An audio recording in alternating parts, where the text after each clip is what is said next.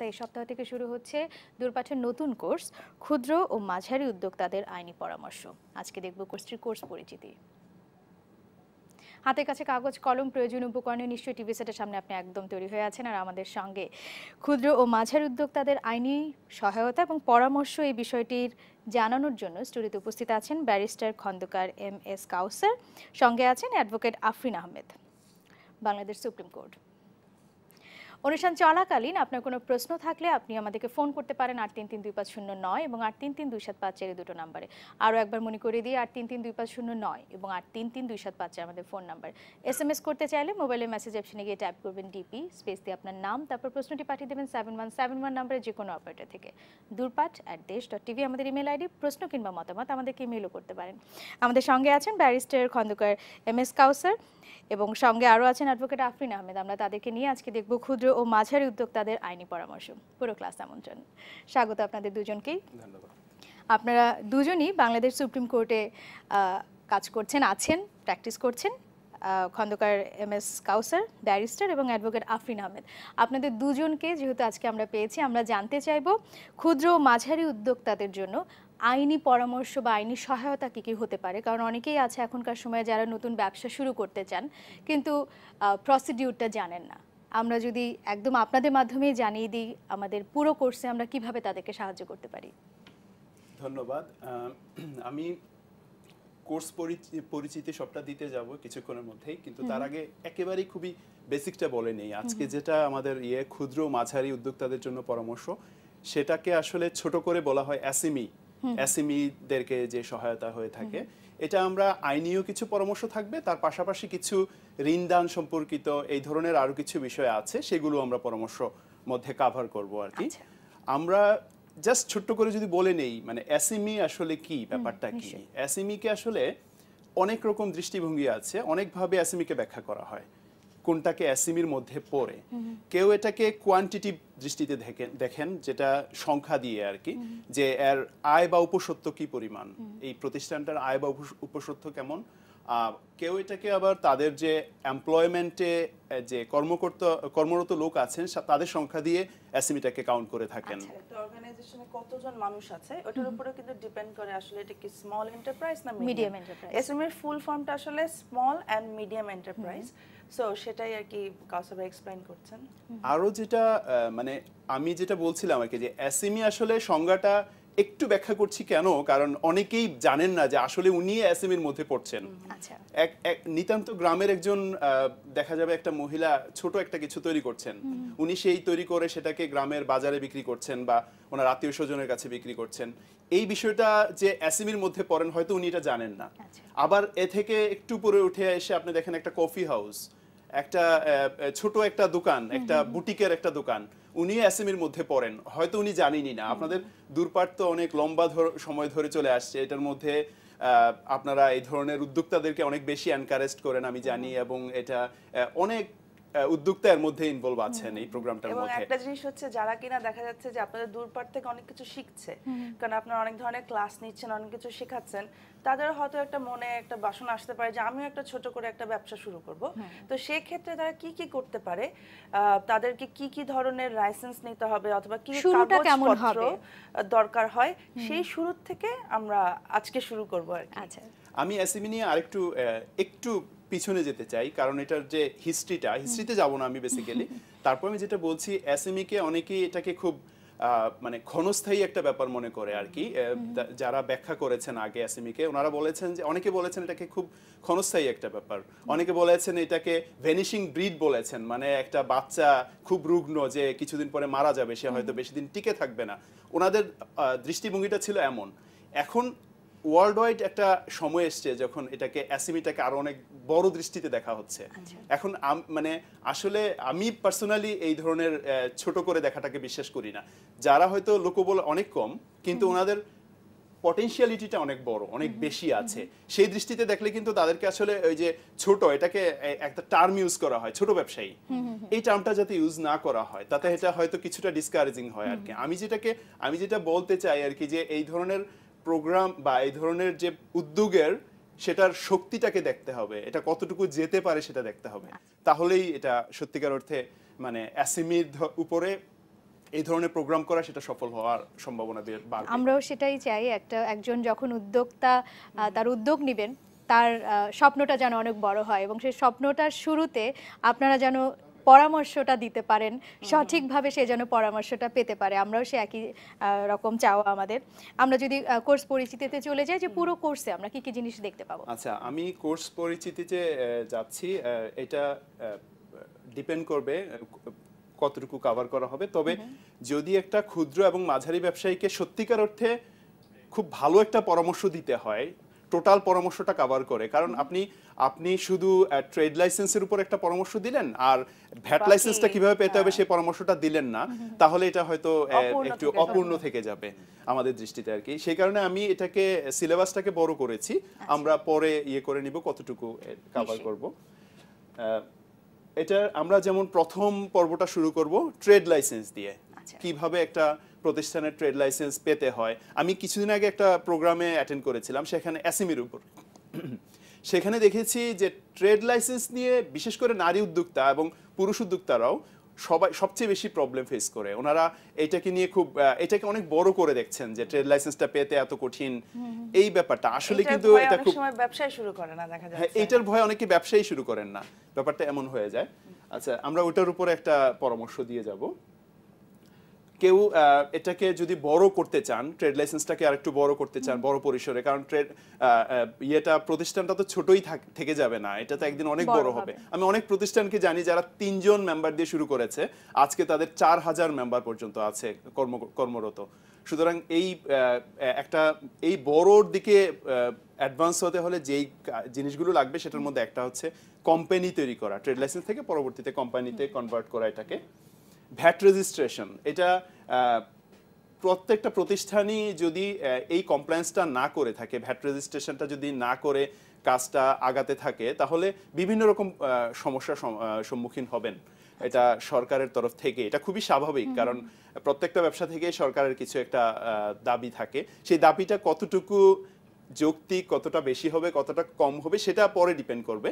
কিন্তু পরামর্শ এটা এই দিকে দিতে হবে যে কিভাবে একটা ভ্যাট রেজিস্ট্রেশন নেওয়া যায়, ভ্যাট রেজিস্ট্রেশনটা কতটুকু কার্যকর, কাদের জন্য ভ্যাট রেজিস্ট্রেশনটা বাধ্যতামূলক, এই ব্যাপারগুলো আমরা দেখব। ভ্যাট আসলে হচ্ছে ভ্যালু অ্যাডেড ট্যাক্স, মানে যেই জিনিসে আপনি উৎপাদন করেন না কেন অথবা যেই জিনিসে আপনি বিক্রি করেন না কেন, তার উপরে একটা ট্যাক্স ইম্পোজ করা হয়। তো সেটা আর কি অনেকের ক্ষেত্রে এক্সাম্পশন পায়, অনেককে দিতে হয় না, এবং কোন পর্যায় পর্যন্ত দিতে হবে না সেই জিনিসগুলো এক্সপ্লেইন করা হবে, ব্যাখ্যা করা হবে। তারপরে আমরা কাস্টমস এবং ট্যাক্স বিষয়ক পরামর্শ, ট্যাক্স বিষয়ক পরামর্শটা সবারই লাগে আর কি। এখন বিশেষ করে এখন নতুন যে আইন হয়েছে, সবারই এই ট্যাক্সের উপর পরামর্শ লাগবে। যারা ফাইল ওপেন করতে হবে ট্যাক্সের, সেটা কারো ট্যাক্স দেওয়ার যোগ্য হোক না হোক, সবার নামেই, যারা কিনা যতটুকু আমি দেখেছি নতুন ল আসছে সেখানে সবার নামেই একটা নাম্বার থাকতে হবে। যারা কর্মরত আছেন ট্যাক্স দিতে হবে না তাদের হয়তো, কিন্তু ট্যাক্সটা একটা রিটার্ন জমা দিতে হবে, যে আমার ট্যাক্স হচ্ছে না, আমি দিব না, কিন্তু রিটার্নটা জমা দিতে হবে। এই বিষয়গুলো আমাদের দেখতে হবে। কাস্টমসের ইস্যু আছে, যারা বাহির থেকে বিভিন্ন প্রোডাক্ট দেশে আনে কিংবা দেশ থেকে বাহিরে নেয়, সেই ক্ষেত্রে কাস্টমসের কিছু, হ্যাঁ, আমদানি রপ্তানির ক্ষেত্রে কাস্টমসের কিছু ব্যাপার থাকে, সেটা আমরা দেখব। এক্সপোর্ট রেজিস্ট্রেশন, ইম্পোর্ট রেজিস্ট্রেশন, অনেকে দেখা যায় যে তাদের প্রোডাক্টটাকে এক্সপোর্ট করছেন কিংবা সেই প্রোডাক্টটা তৈরির জন্য বাইরে থেকে আনছেন, বাইরে থেকে আনছেন, সেই ক্ষেত্রে এই রেজিস্ট্রেশনগুলো করতেই হবে তাদেরকে। পরিবেশ সংরক্ষণ ছাড়পত্র, তারপরে ফ্যাক্টরি পরিদর্শনের ছাড়পত্র, এই ছাড়পত্রগুলো তাদেরকে আনতে হবে। যারা ছোট এবং মাঝারি, তারপরেও যদি তাদের এর যে সীমানার মধ্যে পড়ে যায়, তাহলে তাদেরকে সেটা আনতে হবে। ঋণ সম্পর্কিত আমাদের কিছু পরামর্শ থাকবে। ঋণটা যেমন ঋণের প্রাতিষ্ঠানিক উৎস, ঋণের অপ্রাতিষ্ঠানিক উৎস। কিছু উৎস আছে যেগুলো ব্যাংক এবং ফাইন্যান্সিয়াল ইনস্টিটিউশন, তাদের কাছ থেকে ঋণ নেওয়া হয়। আবার কিছু উৎস আছে যেগুলো থেকে আসলে মানে সেগুলো প্রাতিষ্ঠানিক না, কিন্তু তাদের কাছ থেকে সেই ঋণটা নিয়ে ব্যবসাটাকে আপনার এক্সপান্ড করতে পারেন। কারণ ক্ষুদ্র থেকে মাঝারি থেকে যখন বড় প্রতিষ্ঠান হতে হয়, তাহলে তাকে সেই ধরনের ঋণ নিলে সেটাকে কিভাবে ইউজ করবে, সেটা কিভাবে রিফান্ড করবে, সেই ব্যাপারগুলো নিয়ে আমরা পরামর্শ দিব। আচ্ছা, আমরা আপনার সিলেবাসে নিশ্চয়ই ফিরবো, তবে একজন শিক্ষার্থী অপেক্ষা করছেন এই মুহূর্তে আমাদের সঙ্গে, ফোনটি নিয়ে আসতে চাই। হ্যালো, শিক্ষার্থী কে বলছেন, কোথা থেকে বলছেন? আসসালামু আলাইকুম, আমি শম্পা মুগদা থেকে বলছি। জি শম্পা, বলুন, আমরা শুনতে পাচ্ছি। মানে কি বলবো, আমি চাচ্ছিলাম কিছু করতে, তো আমি এই বিষয়ে একটু প্রশ্ন করতে চাচ্ছিলাম। মানে আগ্রহী আছি, যে সাহস করতে পারতেছি না। এই সাহসটা দেয়াই আমাদের কাজ, আমরা সেটাই চেষ্টা করে যাব। আপনি কি কারণ কোনো স্পেসিফিক পরামর্শ বা সহায়তা চাচ্ছেন, বা কোনো নির্দিষ্ট কোনো প্রশ্ন আছে কি আপনার শুরু করবার জন্য? সেটাই বললাম, যেটা এটাই, আর কিছু না। না, আপনি আপনি আসলে কি ধরনের শুরু করতে চান, কি শুরু করতে চান? আপনার আপনি দেখতে হবে, নিজেকেই দেখতে হবে যে আমি এই কাজটা ভালো পারি। কেউ আছে বুটিকের কাজ ভালো পারে, সে ওই দিকটাতেই যাওয়া উচিত তার। কেউ আছে একটা ভালো কেক বানাতে পারে, সে সেটার দিকেই যাবে।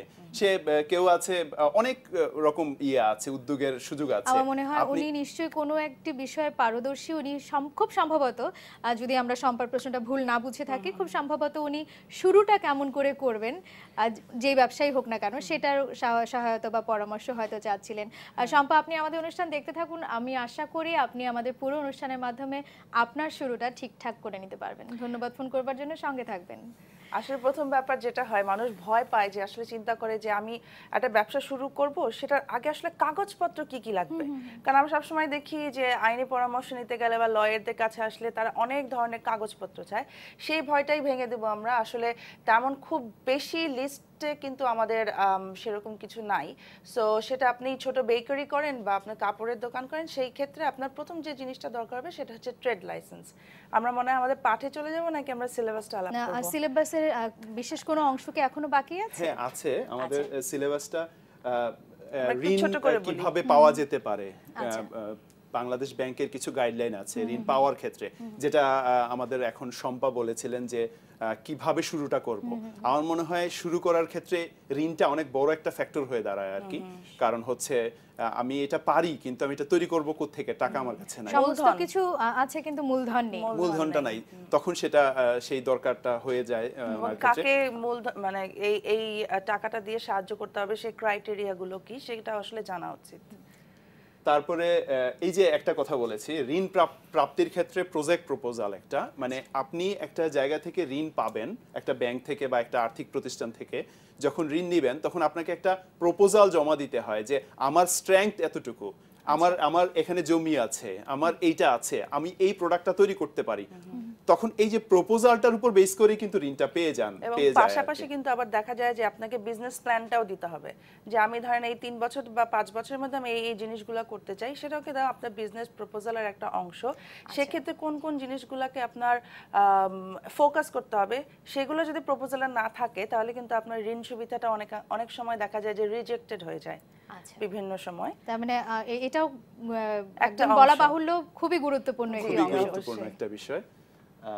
তারপরে ঋণের ক্ষেত্রে অনেক সময় দেখা যায় যে, যেটা বললাম আমি, যে কিছু বন্ধক দিতে হয়, যে আমার এটা আছে, আমাকে এখন এটার উপরে দেন। সেই অ্যাসেসমেন্টটাও করে দেওয়ার একটা বড় বিষয় থাকে। আমরা আরো কিছু আইনি সহায়তা, এই সবগুলোই কিন্তু ক্ষুদ্র এবং মাঝারি উদ্যোক্তাদের সাথে সম্পর্কিত। বড়দের সাথেও কিন্তু এগুলো খুব খুব প্রয়োজনীয় কিছু আইনি ব্যাপার আছে। কন্ট্রাক্ট, যে আমি যার সাথে কন্ট্রাক্ট করলাম, আমাকে সে ঋণ দিবে, অথবা আমার কাছ থেকে এতটা প্রোডাক্ট নিবে, আমি সেটা তৈরি করলাম, তৈরি করার পরে সে আর প্রোডাক্টটা নিল না, সেই ক্ষেত্রে আমি তাকে কিভাবে এটাতে, কন্ট্রাক্টরেরও কিছু ক্রাইটেরিয়া আছে, এই ব্যাপারগুলো আমরা থাকাটা অবশ্যই জরুরি, সেটাও জানতে হবে। কিছু দ্বন্দ্ব সমাধান বা কনফ্লিক্ট রেজলিউশন, সেটা আমার মনে হয় আফরিন একটু ব্যাখ্যা করতে পারবেন এই ক্ষেত্রে। যেটা নরমালি হয়, আমরা এখন পুরো সিলেবাসটা বলছি, তো আমি আর অত ডিটেইলসে যাব না, বাট যেটা হয় যে দেখা যায় যে অনেক সময় যে যেটা কাস্টমার বললো, আমি কোনো একটা জিনিস অর্ডার দিলাম, সেটা আমি কাকে ডেলিভার করব তাকে খুঁজে পাওয়া যাচ্ছে না।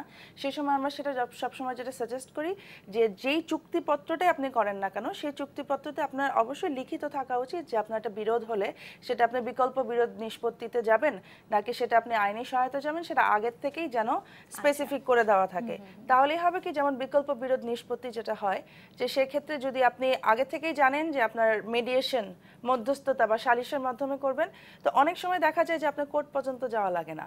এবং এটা কোর্টের একটা এখতিয়ার আছে, কোর্ট যদি দেখে আপনার চুক্তিপত্রে লেখা যে বিকল্প বিরোধ নিষ্পত্তিতে সমাধান করবেন, আপনার কিন্তু কোর্টও বলবে যে আগে তুমি ওই পন্থাটা অবলম্বন করে আসো। এবং যেসব এই এসএমই যেসব প্রতিষ্ঠানগুলো, সেগুলোর জন্য কিন্তু এই আউটসাইড কোর্ট সেটেলমেন্ট ইনভলভমেন্টটা খুব দরকার। আচ্ছা, তো এটাও আমাদের কন্ট্রাক্টের ভিতরে থেকে আগে থেকেই অবশ্যই তৈরি এটা করে one রাখা of the main component। থেকে যাবে এটা। আচ্ছা। দেউলিয়া বিষয়ে কিছু আইন আছে। আমরা এই বিষয়টা তো নিশ্চয়ই আসবো, আরো একজন শিক্ষার্থী অপেক্ষা করছেন আমাদের সঙ্গে। হ্যালো, শিক্ষার্থী কে বলছেন, কোথা থেকে বলছেন? জি আসসালামু আলাইকুম, আমি ওয়ালাইকুম রাঙ্গামাটি থেকে বলছি। জি বলুন। যে আমার প্রশ্নটা হচ্ছে যে ক্রেডিট কার্ড পাওয়ার জন্য কি কি ক্রাইটেরিয়া থাকতে হবে? ক্রেডিট পাওয়ার জন্য? কার্ড, ক্রেডিট কার্ড পাওয়ার জন্য কি কি ক্রাইটেরিয়া? ক্রেডিট কার্ড, জি আচ্ছা ক্রেডিট কার্ড আরেকটা- পাওয়াটা, জি কিছু বলছেন? আরেকটি প্রশ্ন হচ্ছে জি, যে আমি যদি লোন নিতে চাই সেক্ষেত্রে মর্টগেজ দেওয়ার মতো কোনো মানে প্রপার্টিজ আমার না থাকলে আমি লোনটা পাবো কি? হ্যাঁ, এটা আমরা একটু আগে যেটা বলেছি, এটা আসলে নির্ভর করে একটা ভালো প্রজেক্ট প্রপোজাল রেডি করার মধ্যে আপনি কতটা সম্ভাবনার একটা ব্যবসা করছেন, সেই ব্যবসাটা থেকে কি পরিমাণ ফেরত আসবে সেটার উপর ডিপেন্ড করেই আপনাকে লোনটা দেয়া যেতে পারে। কিন্তু সাধারণত ফাইন্যান্সিয়াল Collateral ইনস্টিটিউশনগুলো কিছু একটা বন্ধক দিতে হয়, দিয়ে নিতে হয়। এছাড়াও অনেক রকম পদ্ধতি আছে, যেমন আমি একটা উদাহরণ দিতে পারি, আপনার ঢাকা চেম্বার অফ কমার্স যেটা ঢাকাতে আছে, DCCI ওনাদের কাছে ডিসিসিআই যেটা, ওনাদের কাছে আপনি অ্যাপ্লাই করে দেখতে পারেন। কারণ ওনারা আপনার এইরকম যদি কোনো ইয়ের বন্ধক রাখার মতো কিছু নাও থাকে, তারপর আপনাকে পরামর্শ আপনাকে ঋণ দিতে পারে আপনার ব্যবসাটার সম্ভাবনার উপর নির্ভর করে। আর ফার্স্ট কোয়েশ্চেনটা আনসারটা আমি করি যে ক্রেডিট কার্ড পেতে হলে কি করতে হয়, সেটা আসলে ব্যাংকের উপর ডিপেন্ড করে। বিভিন্ন ব্যাংক বিভিন্ন ধরনের অফার দিয়ে থাকে। অনেকে দেখা যায় যে যদি দেখা যায় স্যালারি ভালো, সেই স্যালারি এগেনস্টেও কিন্তু তারা একটা ক্রেডিট কার্ড ইস্যু করে থাকে, অথবা যদি আপনার আগে কোনো ডেবিট কার্ড থেকে থাকে সেটার উপর বেস করেও কিন্তু আপনাকে ক্রেডিট কার্ড তারা অ্যালাউ করতে পারে। এটা আসলে ডিপেন্ড করবে আপনার বিভিন্ন কোন ব্যাংক থেকে নিতে চাচ্ছেন। তবে নরমালি কিন্তু ওই ক্রেডিট কার্ডের টাকা দিয়ে ব্যবসা করার বুদ্ধিটা খুব খারাপ। নিশ্চয়ই ক্রেডিট কার্ডের টাকা দিয়ে আর ব্যবসাটা কতটুকু কন্টিনিউ করা যাবে সেটা নিশ্চয়ই একটা প্রশ্নের বিষয়। আমাদের কোর্স পরিচিতির সিলেবাসে যদি আমরা ফিরে যাই, ভূমি মালিকানা নিয়ে কিছু বিষয় থাকে, যারা ক্ষুদ্রভাবে শুরু করতে চায় বা মাঝারি যারা প্রতিষ্ঠান, ওদের ক্ষেত্রে ভূমির মালিকানা সেই প্রতিষ্ঠানটার এই বিষয়গুলো কিছু ক্ষেত্রে চলে আসে। শ্রম আইন নিয়ে কিছু ব্যাপার চলে আসে, যদিও ক্ষুদ্র এবং মাঝারি এদের লোকবলের সংখ্যাটা খুব লিমিটেড, খুবই নির্ধারণ করা আছে।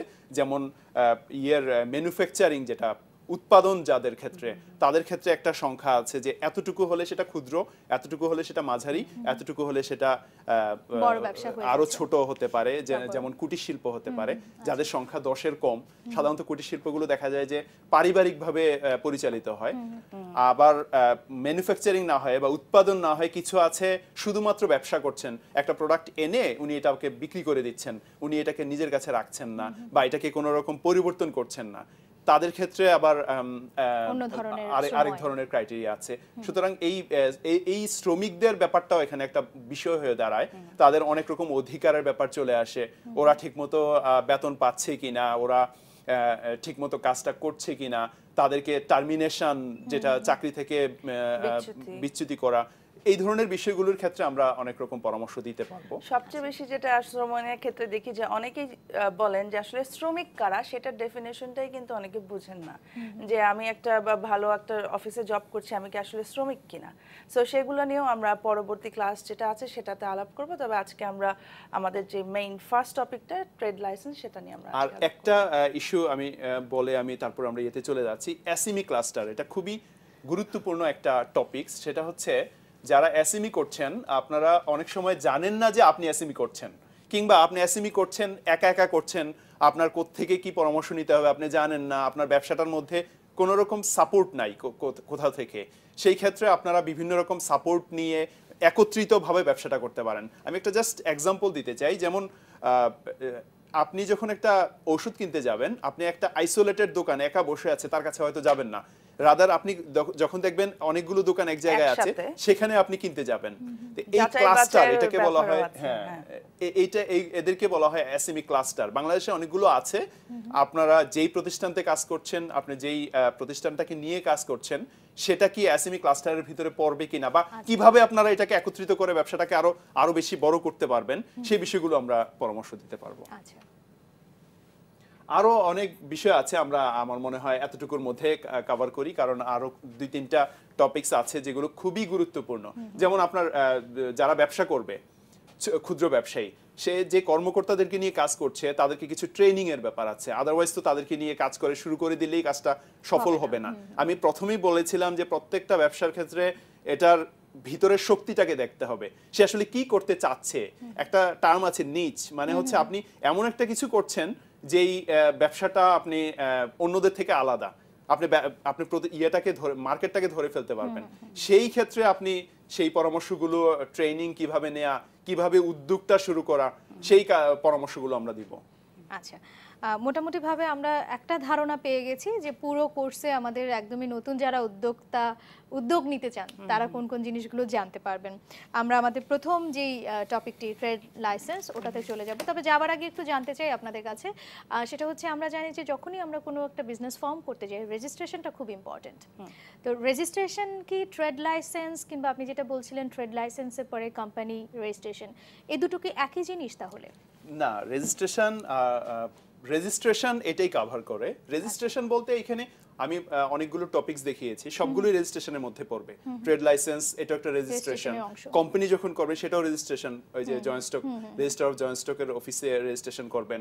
আপনি যখন বিদেশে করবেন, এক্সপোর্ট ইম্পোর্টের সাথে জড়িত থাকবেন, তখন আপনি বোর্ড অফ ইনভেস্টমেন্ট, যেটা এখন আমরা বলতে পারি যে আমরা প্রত্যেকটি ব্যবসার প্রত্যেকটি অংশ যখন আমরা বাড়াতে চাইবো বা নতুন করে এক্সপ্যান্ড করতে চাইবো, নতুন করে শুরু করতে চাইবো, প্রত্যেকটার জন্য আমাদের আলাদা আলাদা করে রেজিস্ট্রেশন করতে হবে। এবং এটা কিন্তু ব্যবসার প্রকৃতির উপরও নির্ভর করে যে আপনি আসলে কিরকম ধরনের রেজিস্ট্রেশন দরকার।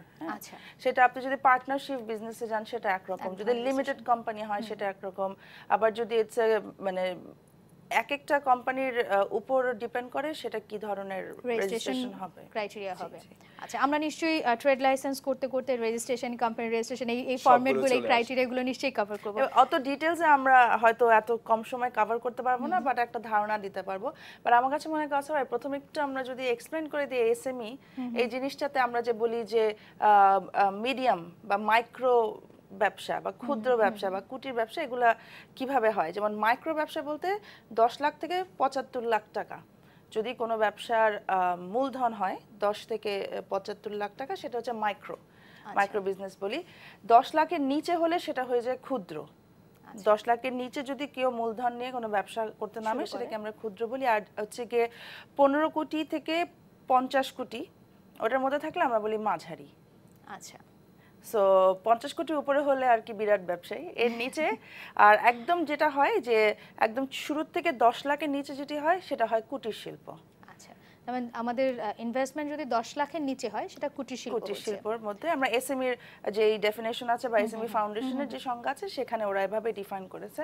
এবং এখন কিন্তু আরেকটা জিনিস আমি জাস্ট অ্যাড করে দিতে চাই, যদিও সেটা আইনের মধ্যে পড়ে না, এটা হচ্ছে যে এখন কিন্তু এই যে এসএমই যারা উদ্যোক্তা আছে তাদেরকে কিন্তু বিভিন্নভাবে সরকার উৎসাহিত করার চেষ্টা করছে। এজন্য কিন্তু এই খুব রিসেন্টলি একটা কিন্তু অ্যাওয়ার্ডও আয়োজন করা হয়েছে। আমরা এই প্রসঙ্গে আসবো, তবে একজন শিক্ষার্থী অপেক্ষা করছেন, নিশ্চয়ই ফোনটি নিয়ে এসে ফিরে আসবো প্রসঙ্গে। হ্যালো, শিক্ষার্থী কে বলছেন, কোথা থেকে বলছেন? জি, আমি মিরপুর থেকে বলছি। জি, আমি জানতে চাচ্ছি, আমি ঘরে টেলারের কাজ করি, সুবিধা কি আছে? জি, এক্ষেত্রে আমাকে ট্রেড লাইসেন্স করতে হবে? আরেকবার বলবেন। উনি ঘরে টেইলারিং এর কাজ করেন এবং অর্ডার নেন, তো এর জন্য ওনাকে ট্রেড লাইসেন্স করতে হবে কিনা? ট্রেড লাইসেন্স আসলে করতে হবে ব্যাপারটা সেরকম না। আপনি ট্রেড লাইসেন্স ছাড়া যদি করতে পারেন তাতে কোনো সমস্যা নাই, কিন্তু আপনি যখন যে কোনো একটা পদক্ষেপ নিতে যাবেন পরবর্তী, আপনি যখন লোন নিতে যাবেন, আপনি যখন কোনো কিছু এক্সপোর্ট ইম্পোর্টের সাথে জড়িত হবেন, কিংবা আপনি যখন সাপ্লাই করতে যাবেন, কারোর কাছে বিক্রি করতে যাবেন, তখন প্রশ্ন চলে আসে যে আপনি যে বিক্রি করছেন আপনার বিক্রিটা সেই আইনের সেই পরিধির মধ্যে যদি পড়ে যায় তাহলে আপনার ক্ষেত্রে ভ্যাটটা ম্যান্ডেটরি হয়ে যাবে, আপনার ক্ষেত্রে ট্যাক্সটা ম্যান্ডেটরি হয়ে যাবে। যখন আপনার ক্ষেত্রে ভ্যাট, ট্যাক্স এই বিষয়গুলো চলে আসবে তখন স্বাভাবিকভাবে ট্রেড লাইসেন্স বা কোম্পানি ফরমেশন সেই ইস্যুগুলো চলে আসবে। আদারওয়াইজ যদি আপনি পার্সোনালি ছোট করে কাপড় বানাচ্ছেন আর সাপ্লাই করছেন তাহলে আপাতত এটা খুব সম্ভবত উনি যদি একটা বড় পরিসরে দোকানের মতো বা একটা টেলারিং শপের মতো যদি কিছু ইনিশিয়েট করেন সেক্ষেত্রে হয়তো ট্রেড লাইসেন্স। অনেক সময় দেখা যায় যে ধরেন অনেক গার্মেন্টস এর বা অনেক অফিসের ইউনিফর্ম দরকার হয়, সেক্ষেত্রে যদি দেখা যায় যে আপনাকে 1000টা ইউনিফর্ম ডেলিভারি করতে হলো, তখন কিন্তু ওই কমপ্লায়েন্সের ক্ষেত্রে কিন্তু আপনাকে জিজ্ঞেস করবে যে আপনার ট্রেড লাইসেন্স আছে কিনা। যদি না থাকে সেক্ষেত্রে কিন্তু অন্যদের থেকে আপনার ব্যবসাটা ওরা চিন্তা করবে যে এটা একটু কম প্রায়োরিটি পাবে। কারণ ওনারা যারা নিচ্ছেন ওনারা কিন্তু আইনি কিছু বাধ্যকতার মধ্যে পড়ে যাবেন আর কি, যে ওনারা যেই টাকাটা নিচ্ছে, যে টাকাটা দিয়ে নিচ্ছেন সেই যে টাকাটা পে করছেন ওনারা, সেই টাকাটার মধ্যে ভ্যাট ট্যাক্সের ইস্যুটা চলে আসবে। ওনারা চাইবেন যে প্রতিষ্ঠানের কাছ থেকে নিচ্ছেন ওদেরও কমপ্লায়েন্স থাকবে। আপনি যদি একেবারেই ছোট পরিসরে থাকেন তাহলে এটা লাগবে না। যদি আপনি এটাকে বড় করতে চান তাহলে আপনাকে আইনি এই ইয়েগুলোতে যেতে হবে, পদক্ষেপগুলোতে যেতে হবে। আমরা ট্রেড লাইসেন্সের যে প্রসিডিউরগুলো আছে সেগুলোতে নিশ্চয়ই আসবো একটু বিরতি থেকে ঘুরে এসে। বিরতির সময় হয়ে গেছে আমাদের। শিক্ষার্থীরা, সময় হলো একটু বিরতির, কোথাও যাবেন না, সঙ্গে থাকুন। ফিরছি ছোট্ট একটি বিরতি পরে। দূরপাঠের সঙ্গে থাকুন, দেশের সঙ্গে থাকুন। ফিরে এলাম বিরতির পরে। ধন্যবাদ সঙ্গে থাকবার জন্য। চলছে দূরপাঠ। আজকে থেকে আমরা দেখছি ক্ষুদ্র মাঝারি উদ্যোক্তাদের আইনি পরামর্শ সহায়তা বিষয়ক কোর্স, এবং আমাদের সঙ্গে আছেন ব্যারিস্টার খন্দকার MS কাউসার, সঙ্গে আছেন অ্যাডভোকেট আফরিন আহমেদ। পুরো ক্লাসে আরও একবার আমন্ত্রণ। আমরা বিরতিতে যাবার আগে প্রথমে দেখছিলাম যে আমরা কি বিষয় কভার করব পুরো কোর্সে, তারপর আমরা ট্রেড লাইসেন্সে চলে যাচ্ছিলাম। তো ট্রেড লাইসেন্সটা থেকে যদি আমরা এখন শুরু করি। ধন্যবাদ। আমি একজন উইমেন এন্টারপ্রেনিয়ার একটু আগে জিজ্ঞেস করেছিলেন যে উনি সেলাইয়ের কাজ করেন, সেটাকে কি করতে হবে, কিছু করতে হবে কিনা, ট্রেড লাইসেন্স নিতে হবে কিনা, এই প্রশ্নটা করেছিলেন। আমার যেটা পরামর্শ সেটা হচ্ছে, আমি একটু ব্যাকগ্রাউন্ডে যাব যে এসএমই আসলে দুইটা, মানে যারা থিওরিস্ট ওনারা দুইটা ভাগে ভাগ করেছেন। একটা হচ্ছে এক ধরনের এসএমই হচ্ছে শুধু টিকে থাকার জন্য, ওনাদের সার্ভাইভাল, ওনারা এর বেশি কিছু চায় না, ওনারা সংসারটা চললেই ওনাদের চলে যাবে, মানে যা ব্যয় করছে তাই যদি আয় হয়ে যায় তাহলে চলবে, ব্যালেন্স হয়ে গেল। আবার কেউ চাচ্ছেন যে এটাকে উদ্ভাবনী ভাবে এটাকে বাড়াতে চাচ্ছেন, উদ্ভাবনী দৃষ্টিভঙ্গি থেকে। যারা এটাকে উদ্ভাবনী, আপনি সেলাইয়ের কাজ করছেন, আপনি যদি মনে করেন যে আমি শুধু কিছু কাপড় সেলাই করে ছেড়ে দিব, তাহলে হয়তো অত কিছু দরকার নাই। কিন্তু আপনি যদি এটাকে মনে করেন যে আমি এটাকে ইনোভেটিভ ভাবে, আমি এটাকে একটু অন্যভাবে বাড়াতে চাই, আমি এটাকে যারা অন্যরা যেটা করেনি আমি নতুন কিছু করতে চাই, তাহলে আপনাকে সেভাবেই আপনাকে আগাতে হবে। তখন লাইসেন্স বা এই প্রয়োজনীয় যা যা দরকার সবগুলোকে আপনাকে করতে হবে। আমরা ট্রেড লাইসেন্সে ছিলাম। ট্রেড লাইসেন্সের ক্ষেত্রে আমি একটা কাগজ দেখাতে চাচ্ছি, স্যাম্পল দেখাতে চাচ্ছি। সেটা হচ্ছে এইটা, আপনি এটা কেন দেখাচ্ছি সেটা হচ্ছে, আমরা উদ্যোক্তা যারা, আমরা আসলে ট্রেড লাইসেন্সটা কি সেটা জানি না, যে কারণে আমরা এটাতে খুব ইয়ে হয়ে যাই আমরা। আপনি দেখেন, এটা হচ্ছে একটা স্যাম্পল অফ ট্রেড লাইসেন্স। এই ক্ষেত্রে আপনার খুব বেশি কিছু দরকার নাই, যে কয়েকটা তথ্য আছে, ইনফরমেশন গুলো, সেগুলো তো আপনি জেনেই রাখলেন, সেগুলো আপনি এখানে লিখবেন। এই যে এইটাই হচ্ছে স্যাম্পল অফ ট্রেড লাইসেন্স। আপনি যখন পাবেন তখন এটা হাতে পাবেন ব্যবসাটা করার সময়, তখন আপনি পরবর্তী যে কোনো পদক্ষেপ, ঋণের ক্ষেত্রে বলেন আপনি, তারপরে ব্যবসাটাকে বাড়ানোর ক্ষেত্রে বলেন, সব ক্ষেত্রে আপনি তখন সাপোর্ট গুলো নিতে পারবেন। ট্রেড লাইসেন্সটা এটা যেটা আছে সেটা হচ্ছে সিটি কর্পোরেশন থেকে নিতে হয়। আপনি ঢাকা উত্তর বা ঢাকা দক্ষিণ যারা ঢাকাতে আছেন, ওনারা ওদের অফিস থেকে এই ট্রেড লাইসেন্সের কপিটা নেবেন। ওখানে যা যা কাজ প্রয়োজনীয় যা যা করতে হবে সেগুলো করার পর আপনি এই লাইসেন্সটা পাবেন। নির্ভর করে যে আপনার ব্যবসা প্রতিষ্ঠানটা কোথায়, কোন এরিয়াতে, সেই এরিয়া থেকে আপনাকে ট্রেড লাইসেন্সটা নিতে হবে। আপনার মানে সেটা যদি এই সিটি ফাঁকে যদি একটু জেনে নিই, কর্পোরেশনের ঢাকার বাইরে যারা আছেন তারা কি তাদের সিটি কর্পোরেশনের কাছ থেকে ট্রেড লাইসেন্স, যদি সিটি কর্পোরেশন থাকে সেক্ষেত্রে যদি না থাকে, আর যদি না থাকে তাহলে এখানে যেমন আমরা একটা দিয়েছি ইউনিয়ন পরিষদ থেকে। আচ্ছা, আপনার সিটি কর্পোরেশন যেখানে নাই, আপনার ইউনিয়ন পরিষদ থেকে ট্রেড লাইসেন্সটা নেবেন। সেই ক্ষেত্রেও আপনার যা যা প্রসেস ফলো করতে হবে সেটা তো বলাই আছে। সেগুলো কি কি প্রসেস ফলো করতে হবে, কি কাগজ জমা দিতে হবে, সেগুলোর ক্ষেত্রে আইন আছে, আইনের মধ্যেই বলা আছে যে এই কাগজগুলো জমা দিতে হবে। তারপরও আমরা কিছু স্যাম্পল দেখাচ্ছি যে কি কি কি কাগজ এগুলোর ক্ষেত্রে জমা দিতে হয়। এটা হচ্ছে ধরেন একটা অ্যাপ্লিকেশনের একটা ফরম্যাট। যদি সিটি কর্পোরেশনের হয়, সিটি কর্পোরেশন যদি হয় তাহলে আপনার ট্রেড লাইসেন্স পাওয়ার জন্য এটা একটা ফরম্যাট। এখানে কি কি তথ্য দিতে হবে সেটা বলা আছে, সাথে কি কি সংযুক্তি দিতে হবে সেটাও বলা আছে। আপনার ক্ষেত্রে সত্যিকার অর্থে আইনি পরামর্শ, খুব জটিল আইনি পরামর্শ নিতে হবে তাও কিন্তু না, কারণ আপনাকে এই কাগজপত্রগুলো লাগবে। সেই মালিকের সত্যায়িত ছবি 3 কপি, এটার ক্ষেত্রে তো আপনার আইনি পরামর্শের কিছুই নাই। আপনার আরো অন্যান্য যে কাগজগুলো আছে। কাশু ভাই, এখানে একটা প্রশ্ন আসতে পারে, এই যে একটা 3 কপি ছবি লাগবে হচ্ছে অ্যাটাস্টেড করা, অ্যাটাস্টেশনটা কি করবে? সেটাও একটা প্রশ্ন কিন্তু অনেকেরই আসে। তো ওরকম কিছু দিয়ে আসলে পরামর্শটা নিতে পারে, বাট এটা খুব কমপ্লিকেটেড কিছু না। মানে যিনি ব্যবসা করবেন অবশ্যই আমি ধরে নিতে পারি, যেহেতু প্রসঙ্গটি চলেই আসলো, অ্যাটাস্টেড করতে হবে কার কাছ থেকে, আমরা যদি জানিয়ে দিই কার কাছ থেকে অ্যাটাস্টেড করতে হবে বা কার সত্যায়িত ছবিগুলো সিটি কর্পোরেশন অ্যাকসেপ্ট করবে। সাধারণত সরকারি কর্মকর্তাদের কাছ থেকে, যারা ফার্স্ট ক্লাস গেজেটেড অফিসার আছেন ওনাদের কাছ থেকে করতে হয়। এই যে তথ্যগুলো এখানে দেয়া আছে সেই তথ্যগুলো আপনাকে কমপ্লাই করে আপনাকে ট্রেড লাইসেন্সটা করতে হবে। এই ব্যাপারগুলোকে আসলে খুব জটিল করে দেখার প্রয়োজন নাই। যারা ক্ষুদ্র এবং মাঝারি উদ্যোক্তা আছেন ওনারা, আমি একটা তথ্য দিতে পারি, সেটা হচ্ছে কিছুদিন আগে আমি একটা এসএমইর উপর একটা প্রোগ্রাম অ্যাটেন্ড করেছিলাম। সেখানে বলেছে যে অ্যারাউন্ড 60% উদ্যোক্তা আছেন, মহিলা উদ্যোক্তা আছেন, যারা শুধু ট্রেড লাইসেন্সের ভয়ে ব্যবসা শুরু করতে পারছেন না। ট্রেড লাইসেন্সটা খুব জটিল কিছু মনে হচ্ছে তাদের কাছে, কিংবা পুরুষ উদ্যোক্তাও আছে, ওনারাও এটাকে খুব জটিল কিছু মনে করছেন। সত্যিকার অর্থে এটা খুব জটিল কিছু না। আর আমরা পরামর্শ তো দেই, আমরা পরামর্শ যারা দিচ্ছি, কিংবা এসএমই ফাউন্ডেশন ওনারাও এটার উপরে অনেক পরামর্শ দিচ্ছেন। কারণ বাজারে যে অফিস আছেন এসএমই ফাউন্ডেশনের, ওনাদের কাছ থেকেও অ্যাডভাইস নিতে পারেন। সুতরাং আপনাদের এতে অনেক ভীত হওয়ার মতো কিছু নাই। আর যত উদ্যোক্তা আছে পুরো বাংলাদেশে, তার মধ্যে কিন্তু 10 ভাগই হচ্ছে কি মহিলা উদ্যোক্তা। সো তাদের জন্য কিন্তু আবার একটু ডিফারেন্ট ট্রিটমেন্টও আছে, মানে মহিলা উদ্যোক্তা হলে কি কি করতে হবে, করণীয়, সেটাও যদি সময় থাকে আমরা আলাপ করব। তবে ট্রেড লাইসেন্সের ক্ষেত্রে ফার্স্ট যে জিনিসটা দরকার সেটা হচ্ছে একটা অ্যাড্রেস। আপনার যে কোনো একটা অফিস হোক বা যে কোনো একটা স্থাপনা হোক, সেখানের অ্যাড্রেস অবশ্যই আপনার দরকার হবে। ওই অ্যাড্রেস ছাড়া কিন্তু আপনি কোনো ট্রেড লাইসেন্স ইস্যু করতে পারবেন না। আচ্ছা, আর এটা হচ্ছে একটা কপি যেটা ট্রান্সলেশন করা হয়েছে ট্রেড লাইসেন্সের। এই ট্রান্সলেশনটা সবসময় দরকার হয় না।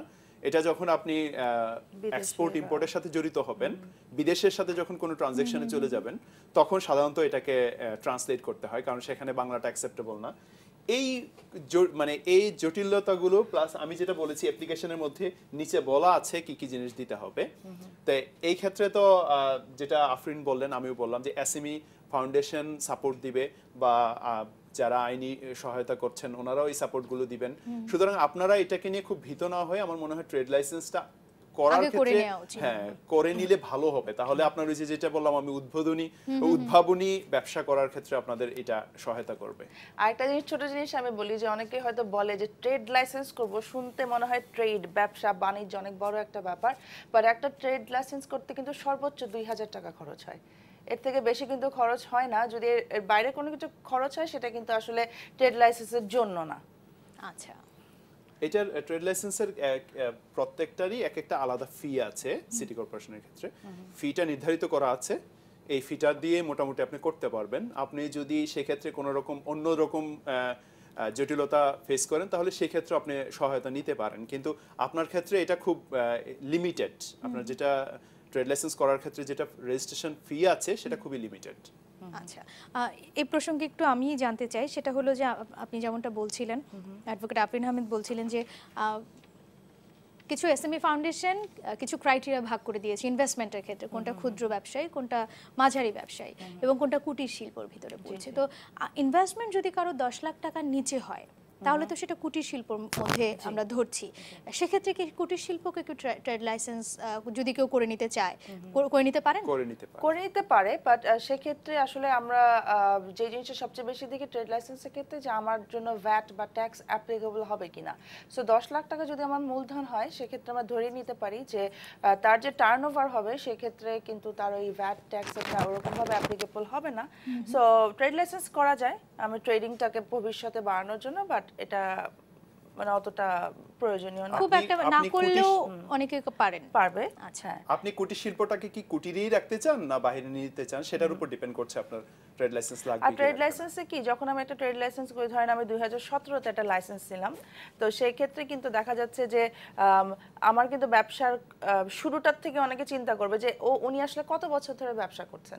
সেক্ষেত্রে কিন্তু এই ট্রেড লাইসেন্সের এই সময়টাও কিন্তু কাউন্ট করা হয়, যে আচ্ছা ওনার ট্রেড লাইসেন্সে 10 বছরের পুরনো, তার মানে উনি একজন ভালো ব্যবসায়ী। হয়তো 10 বছর আগে আমার ব্যবসাটা এতটা বড় ছিল না, কিন্তু আমার কিন্তু সুনামটা এতদিন ধরে চলে আসছে। আচ্ছা আচ্ছা, আমি এখানে একটু অ্যাড করতে চাই, সেটা হচ্ছে প্রত্যেকটা ব্যবসাকে আমরা যখন ব্যবসাকে নির্ধারণ করি, এসএমই কিনা বা এটা বড় কিনা কিংবা এটা আরো ছোট কিনা, সেটা যখন নির্ধারণ করা হয়, এটার একটা ক্রাইটেরিয়া আছে। আমরা যেটা বলেছি যে ইনভেস্টমেন্ট একটা ক্রাইটেরিয়া, লোকবল একটা ক্রাইটেরিয়া, বিভিন্ন যারা ব্যাখ্যা করেছেন তাদের ক্ষেত্রে বিভিন্ন ক্রাইটেরিয়া হচ্ছে একটা, আপনার মার্কেটে কতদিন ধরে টিকে আছেন, আপনি কতদিন ধরে টিকে থাকবেন, সেটার উপরও ডিপেন্ড করছে আপনার আসলে আপনি কি কি কমপ্লায়েন্স গুলো আনবেন। আচ্ছা আচ্ছা, ট্রেড লাইসেন্সে কি কোনো মেয়াদ সীমা এরকম কিছু আছে কি, যে ঠিক কতদিনের জন্য এটাকে লাইসেন্স করা হয়? রিনিউ করতে হয় প্রতি বছর। এটা সময়টা শেষ হয়ে গেলে তখন আবার রিনিউ করে নিতে হয়। আচ্ছা এবং যেই কনস্টিটিউশন থেকে করেছেন, যেমন যদি উত্তর সিটি কর্পোরেশন থেকে করেন সেখানে ওদের একটা লাইসেন্স ফি আছে, সেটা দিয়ে আবার এটাকে Renew করে নিতে হবে। বাড়িয়ে দিতে হয়। আচ্ছা, এই মুহূর্তে আমাদের সঙ্গে আরো একজন শিক্ষার্থী আছেন, আমরা ফোনটি নিয়ে আসি। হ্যালো, শিক্ষার্থী কে বলছেন? আমি হাফিজুল ইসলাম বলছিলাম জয়পুরহাট থেকে। জি বলুন। আচ্ছা, আমি বলতে চাচ্ছি যে এসএমই লোনটা যে ক্ষুদ্র মাঝারি আমি আকারের নিতে চাচ্ছি, সেটা হয়তো 10 লাখের নিচে নিতে চাচ্ছি। আমি 10 লাখ টাকা কত টাকা এটা আমি এই মুহূর্তে সাহস পাচ্ছি না ইউজ করার জন্য। কিন্তু এই ক্ষেত্রে মানে কি হবে? আচ্ছা, 10 লাখের নিচে মানে আনা যায় না বা হয় না, এরকম কোনো অপশন আছে কি? আচ্ছা, আপনার যে প্রশ্নটা সেটা হচ্ছে যে আমরা যেটাকে একটু আগে ব্যাখ্যা করেছি সেটা কিন্তু আসলে মূলধনের পরিমাণ। আপনার 10 লাখ টাকা মূলধন হলে তার থেকে সেটা হবে কুটির শিল্প। এখন আপনি তো পুরাটা টাকা আপনি তো লোন নিতে পারবেন না, আসলে আপনার কিছু তো নিজের থেকে দিতে হবে, কিছুটা ঋণ নিতে হবে। সো ঋণের ক্ষেত্রে আমি যেটা বলবো যে মহিলা উদ্যোক্তাদের কিন্তু অনেক ধরনের সুযোগ সুবিধা দেওয়া হয়। যেমন এসএমই ফাউন্ডেশন যে সুবিধাটা দেয় সেটা হচ্ছে যে সুদবিহীন ঋণ একটা দিয়ে থাকে, এবং সেক্ষেত্রে অনেক সময় দেখা যায় যে মূলধনের প্রয়োজন হয় না, মানে কোল্যাটারালের প্রয়োজন হয় না, মানে কোনো কিছু বন্ধক দিতে হয় না অথবা মর্টগেজ করতে হয় না। কিন্তু আপনি যদি কোনো ফিনান্সিয়াল ইনস্টিটিউশনে যান সেক্ষেত্রে কিন্তু কিছু একটা জিনিস আপনাকে কোল্যাটারাল দেখিয়ে লোন নিতে হবে। আর এত ক্ষুদ্র পরিসরে যদি আপনি করতে চান, আমার সাজেশন হচ্ছে যে আপাতত আপনি যতটুকু আছে অতটুকু দিয়ে শুরু করেন। যখন আপনার ব্যবসার পরিধিটা আপনি বুঝাতে পারবেন এবং ব্যবসার প্ল্যানটা যখন আপনি দিতে পারবেন, তখন কিন্তু অটোমেটিকই আপনার লোনটা পেতে সুবিধা হবে। আর আমি আগেও বলেছিলাম কিছু প্রতিষ্ঠান আছে ওরা আপনার ব্যবসার সম্ভাবনার উপরেও লোন দেয়। আমি যেটা বলেছিলাম যে ঢাকা চেম্বার অফ কমার্স, আপনি যদি একটা ভালো প্রপোজাল দিতে পারেন তাদের কাছে যে আমি এইভাবে ব্যবসা করতে চাই, আমার ব্যবসার সম্ভাবনাটা অতটুকু, তাহলে হয়তো আপনি এই ছোট আকারের লোন নিতে পারবেন বিভিন্ন প্রতিষ্ঠান থেকে। অনেক প্রতিষ্ঠানই আছে যারা এই ধরনের ছোট আকারের লোন দিয়ে থাকেন। তবে উদ্ভাবনী কিছু হতে হবে, মানে নতুন কিছু হতে হবে আসলে। আচ্ছা, তাহলে সেক্ষেত্রে এই সুবিধাটা সম্ভাবনাটা বেশি। আচ্ছা, তবে এরকম যদি হয়, যিনি জয়পুরহাট থেকে ফোন করেছিলেন যে ওনার লোন 10 লাখ টাকার ভেতরেই বা ওনার ব্যবসার মূলধনটা 10 লাখ টাকার ভেতরেই, সেক্ষেত্রে সংজ্ঞা অনুযায়ী কিন্তু কুটির শিল্প হচ্ছে, বাট উনি লোন পাবেন কিনা? কুটির শিল্পের জন্য আমরা কিন্তু বলছি যে বারবার বলছি এসএমই, বাট কুটির শিল্প হিসেবে উনি লোন পাবেন কিনা? আপনি সবচেয়ে ভালো যেটা করতে পারেন সেটা আপনার জয়পুরহাটে একটা চেম্বার অফ কমার্স থেকে থাকতে পারে। যদি সেটা থাকে তাহলে তাদের সাথে আপনি কথা বলতে পারেন, তারা আপনাকে একটা ভালো পরামর্শ দিতে পারবে। আদারওয়াইজ আপনি একটা লয়ারের সাথে কথা বলে নিতে পারেন, তাহলে আপনি কিভাবে লোনটা পেতে পারেন, কোথায় কোনো সম্ভাবনা সুযোগ আছে কিনা। তবে সবচেয়ে ভালো হবে এটা পরামর্শটা আপনি নিতে পারবেন আপনার এলাকার যে চেম্বার অফ কমার্স আছে ওদের কাছ থেকে। অ্যাজ ওয়েল অ্যাজ আপনি সিটি কর্পোরেশনে গিয়ে ট্রেড লাইসেন্সের ব্যাপারগুলো কথা বলে নিতে পারবেন, কারণ আমি বলেছি যে আপনারা লোনের ক্ষেত্রে এগুলো কিছু ফ্যাক্টর হয়ে দাঁড়ায় অনেক সময়, সেটা আপনারা বিবেচনা করে নেবেন এবং আপনার লোকাল যে চেম্বার অফ কমার্স ওরা আপনাকে ভালো অ্যাডভাইস করতে পারবে। আচ্ছা, আমাদের হাতে সময় একদমই কম, খুবই অল্প সময় আছে। আমরা খুব সম্ভবত আগামী ক্লাসে ট্রেড লাইসেন্সের বিষয়গুলো আরেকটু বিস্তর জানতে পারবো। তারপরও একদম ছোট্ট পরিসরে যদি আমরা ট্রেড লাইসেন্সের কিছু বিষয় শিক্ষার্থীদের সঙ্গে আলোচনা করে নিতে চাই। ট্রেড লাইসেন্স যদি আপনারা করতে হবে কি হবে না সেটা আমরা আগেই বলেছি, আপনার নির্ভর করছে আপনার ব্যবসার সম্ভাবনাটার উপরে, আপনি কি করতে চান। তবে ট্রেড করছেন, লাইসেন্সটা নেয়াই উচিত, না হলে আপনার সেক্ষেত্রে আপনি বিভিন্ন রকম জটিলতা ফেস করবেন। আমি যদি বলি যে আপনার ট্রেড লাইসেন্স লাগবে না, বা আপনি ট্রেড করছেন সেই সীমানার মধ্যে ট্রেড করছেন কিন্তু আপনি লাইসেন্স দরকার নাই, তাহলে সেটা হয়তো আইনত ঠিক হবে না। সুতরাং ট্রেড লাইসেন্সটা আপনি যদি মনে করেন যে আপনার ব্যবসাটাকে বাড়াতে চান, আপনি অনেক বেশি লোন নিতে চান, আপনি এটাকে অনেক আপনার সেলের পয়েন্টটা পরিসরে করতে চান, ডিমান্ড এবং সাপ্লাইটাকে যদি বাড়াতে চান আপনি, তাহলে আপনি অবশ্যই এই ট্রেড লাইসেন্স এই ধরনের কমপ্লায়েন্স গুলোতে যাওয়া উচিত। আরেকটা জিনিস জাস্ট আমি লাস্টে অ্যাড করতে চাই যে ট্রেড লাইসেন্সের ক্ষেত্রে যদি কিনা আপনার ট্রেড লাইসেন্স না থাকে, সেক্ষেত্রে কিন্তু আপনি কোথাও লোনের জন্য অ্যাপ্লাইও করতে পারবেন না, কারণ এই জিনিসটা ফার্স্ট দেখতে চায় যে আপনার আসলে বৈধ কি আছে, তার মধ্যে trade license one of the main component. আর যেটা একটু আগে বলা হয়েছিল, ট্রেড লাইসেন্সের ক্ষেত্রে আপনার একটা অ্যাড্রেস ইউজ করতে হবে। আপনার অ্যাড্রেস থাকলে ধরে নেবে যে আপনার একটা অস্তিত্ব আছে, আপনার একটা এন্টিটি আছে, তখনই আপনাকে লোন বা এই ধরনের সুবিধাগুলো পাওয়ার ক্ষেত্রে আপনি অনেক বেশি এগিয়ে যাবেন। তাহলে কি আমরা মোটামুটি ভাবে ধারণা করে নিতে পারি যে আমরা যখন একটা ব্যবসা শুরু করতে চাইবো তখন সবার আগে যেই ব্যাপারে প্রস্তুতি নিতে হবে সেটা হচ্ছে ট্রেড লাইসেন্স? ট্রেড লাইসেন্স সাথে প্রাথমিকভাবে আমরা এরকম বলতে পারি কিনা? মানে বলবো না একমাত্র, বাট এটা হচ্ছে ওয়ান অফ দা মেইন মানে কাগজপত্র যেটা আমাদের দরকার হবে ভবিষ্যতে। মানে আমরা ট্রেড লাইসেন্স থেকে আমাদের প্রস্তুতির কাজটা শুরু করতে পারি, এরপরে বাকি যে বিষয়গুলো আছে মানে আমি বলবো যে ট্রেড লাইসেন্সে যেসব ইনফরমেশন যেসব তথ্য দরকার এগুলো কিন্তু খুবই সিম্পল। কতদিন লাগতে পারে আমার ট্রেড লাইসেন্সটা তৈরি হয়ে সার্টিফিকেটটা হাতে আসতে? এটা আসলে নির্ধারিত কোনো ইয়ে নাই, তবে এটা আপনি 15 দিনের মধ্যেই পেয়ে যেতে পারবেন। যদি আপনি সেভাবে সবকিছু সময় মতো জমা দিয়ে দিতে পারেন, ইয়ে করতে পারেন, তাহলে আপনি খুব কম সময়ের মধ্যেই পাওয়া সম্ভব ট্রেড লাইসেন্স। আচ্ছা, আমরা আগামী ক্লাসে কি কি টপিক কভার করব ট্রেড লাইসেন্সের যদি একটু বলে দিই, সেক্ষেত্রে শিক্ষার্থীরা হয়তো প্রস্তুতি নিয়ে আমাদের সঙ্গে আগামী অনুষ্ঠানে বসতে পারেন। আমরা যদি বলে দিই, আমরা আগামী ক্লাসে ট্রেড লাইসেন্সটা কারা মানে আরো একটু স্পেসিফিক করে দিব আমরা যে কাদের ট্রেড লাইসেন্সটা নেওয়া উচিত, আচ্ছা, নিতে হবে, বা কারা কিভাবে ট্রেড লাইসেন্সটা আপনি ইউজ করতে হবে, ট্রেড লাইসেন্সটার ক্ষেত্রে আপনি এটাকে মিসইউজ করলে আপনার এটার ক্ষেত্রে কি হতে পারে, তারপরে ট্রেড লাইসেন্সটার পরবর্তী কিভাবে বাতিল হয়ে যায় বা বাতিল করা যায়, তারপর এটার সাথে আরো কি কি রিলেভেন্ট কাজগুলো আপনাকে করতে হবে, কারণ কাজগুলো করাটা আপনি না করেও ব্যবসা করতে পারবেন, কিন্তু কাজগুলো করাটা আপনার ব্যবসাকে বাড়ানোর ক্ষেত্রে সহায়তা করবে। সুতরাং এই ক্ষেত্রে আমরা এই বিষয়গুলো আগামী ক্লাসে ইয়ে করব, এবং ওটার সাথে সাথে আমরা ভ্যাট রেজিস্ট্রেশনের ইস্যুটা নিয়েও আমরা শুরু করে দিব যে ভ্যাট রেজিস্ট্রেশনটা আসলে কাদের জন্য বাধ্যতামূলক, কারা কতটুকু তাদের টার্নওভার হলে ভ্যাট রেজিস্ট্রেশনটা বাধ্যতামূলক, এই স্ল্যাবগুলো আমরা দেখাবো। আমরা এইটা ট্রেড লাইসেন্স থেকে ভ্যাট রেজিস্ট্রেশনটা শুরু করে দিব। নিশ্চয়ই আপনাদের দুজনকে অনেক ধন্যবাদ, ব্যারিস্টার খন্দকার এম.এস. কাউসার এবং অ্যাডভোকেট আফরিন আহমেদ আমাদের সঙ্গে থাকবার জন্য। আগামী ক্লাসে আপনাদেরকে নিয়ে নিশ্চয়ই আমরা এই ক্ষুদ্র মাঝারি ব্যবসায়ীদের উদ্যোগ নিয়ে যে সহায়তাগুলো আছে নিশ্চয়ই আরো ভালোভাবে জানতে পারবো।